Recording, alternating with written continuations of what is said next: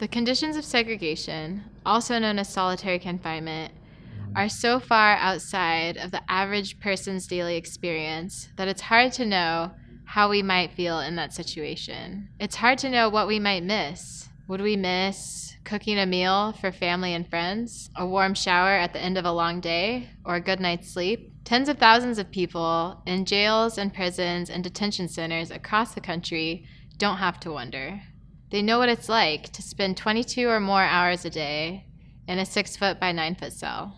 Their stories and experiences have resulted in litigation and policy changes, but most of the time, their stories go unnoticed.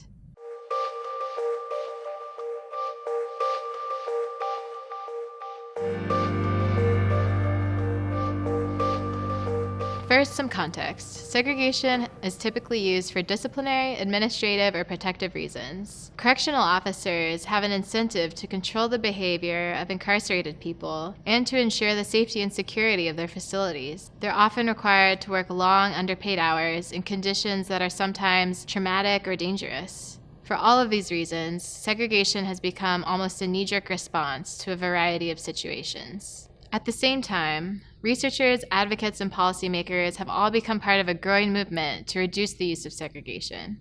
The Vera Institute of Justice, a criminal justice nonprofit based in New York City, has a project called the Safe Alternatives to Segregation Initiative. This project works with 5 different states' departments of corrections to reduce their use of segregation while maintaining the safety of their facilities. Why? Because according to research, segregation has not been shown to affect the safety of correctional facilities at best. At worst, it has been shown to incite negative physical and psychological symptoms or increase symptoms in people who are already mentally ill. Segregation has been shown to be a significant risk factor for depression, suicidality, and self-harm. There's even something called shoe syndrome, which is a unique cluster of mental health symptoms that has been linked to long-term isolation and lack of stimulation that's present in segregation. Segregation is also used in a way that magnifies the egregious disparities that already exist throughout our criminal justice system. People of color and young people, gay and transgendered people, are all far more likely to be placed in segregation. The New York Times released a report stating that in New York State prisons, Black incarcerated people were 65% more likely to be placed in segregation than white incarcerated people. Someone held in an Arizona state prison said the following: "I have forgotten how to be around and deal with people. I am getting out in 1.5 years and I'm a wreck. I've been kept in a cage on meds with no human contact, no programs, and I'm expected to get out and be normal. I'm well aware I broke the law and know why I'm in prison. I also know that most of us will be getting out.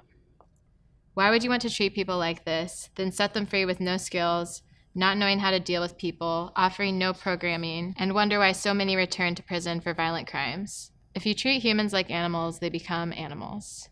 For those of us on the other side of steel and barbed wire, we might go through our entire lives with the luxury of taking our personal choices for granted.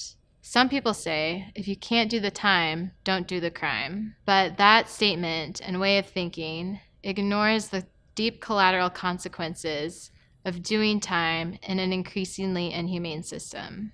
There is nowhere in our legal system where the torturous conditions of long-term solitary confinement are mandated. Even if at a bare minimum, we only care about our own safety as people outside of jails and prisons, we should still pay attention to how we treat people who will inevitably re-enter our neighborhoods and communities.